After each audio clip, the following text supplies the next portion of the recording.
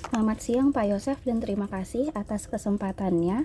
Hari ini saya akan mempresentasikan ujian akhir semester ASEAN dan regionalisme dengan tema sentralitas ASEAN dalam menjamin kebebasan navigasi dan kerjasama maritim di kawasan Indo-Pasifik.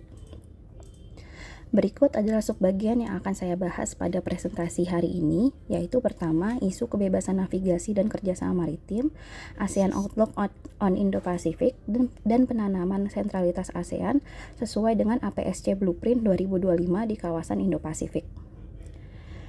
Terdapat beberapa isu mengenai kebebasan navigasi dan kerjasama maritim di kawasan ASEAN yang muncul beberapa waktu belakangan. Isu pokoknya adalah terkait klaim China atas Laut Cina Selatan dan Nine Dash Line yang mengusik sejumlah claimant states di kawasan Asia Tenggara seperti Brunei, Malaysia, Filipina, dan Vietnam. Sementara itu, menurut Amerika Serikat, negara claimant dapat bertindak sesuai dengan UNCLOS atau United Convention of the Law of the Sea, di mana negara-negara claimant memiliki kebebasan bernavigasi di wilayah ZEE-nya. Klaim China atas Laut Cina Selatan ini tentu mengancam stabilitas keamanan di Sea Lines of Communication atau SLOC yang merupakan rute maritim penting yang memfasilitasi pelabuhan-pelabuhan yang digunakan untuk kegiatan perdagangan, pengiriman logistik, dan pengangkatan laut di sejumlah negara. Dengan meningkatnya ketegangan antara China dan Amerika Serikat, kelompok Quads yang terdiri dari Amerika Serikat, Jepang, India, dan Australia muncul dengan konsep Indo-Pasifik. ASEAN sendiri sebagai kawasan yang berada di jantung Indo-Pasifik tentu ingin menjadikan sentralitas ASEAN dalam mengelola kawasan. Hal ini mengingat negara-negara ASEAN yang memiliki masa lalu dijajah, sehingga ASEAN tidak ingin pandangan terhadap kawasan Indo-Pasifik ini ditentukan oleh negara-negara major powers. Hal ini yang kemudian mendorong para pemimpin ASEAN untuk mengadopsi The ASEAN Outlook on the Indo-Pacific (AOIP) pada konferensi tingkat tinggi ASEAN ke-34 pada bulan Juni 2019. Terdapat 4 elemen penting AOIP, yakni 1. Integrasi kawasan Asia Pasifik dan Samudra Hindia, mempromosikan dialog dan kerjasama daripada permusuhan, memajukan kesejahteraan dan pembangunan bersama, dan mementingkan domain maritim dalam arsitektur kawasan Indo-Pasifik. Lalu terdapat 4 area fungsional untuk kolaborasi nyata AOIP. Salah satunya di sini saya menekankan pada kerjasama maritim yang intinya 1.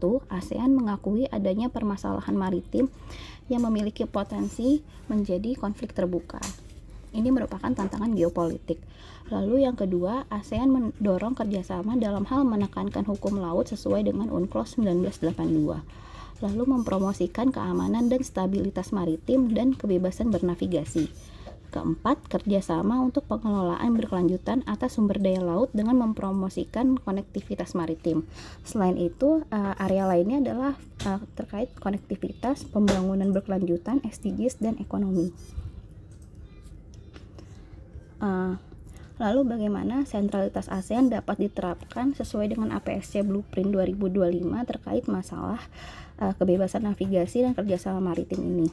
Yang pertama, dalam poin B.6 APSC Blueprint 2025, ASEAN berupaya meningkatkan keamanan maritim dan mempromosikan kerjasama maritim di kawasan ASEAN dan sekitarnya melalui penguatan mekanisme yang dipimpin ASEAN dan penerapan konvensi dan prinsip maritim yang diterima secara internasional.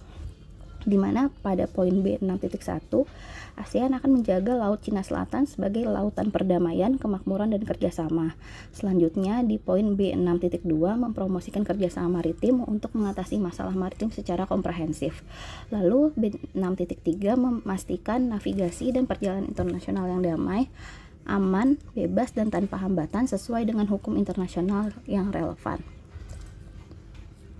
Selanjutnya, pada poin C, APSC menekankan pada sentralitas ASEAN dalam wilayah yang dinamis dan berpandangan keluar atau outward looking, di mana sentralitas ASEAN dalam wilayah yang dinamis dilakukan melalui pembentukan arsitektur regional berdasarkan mekanisme ASEAN dan peningkatan efektivitas mekanisme kepemimpinan ASEAN dalam mewujudkan keamanan dan perdamaian kawasan.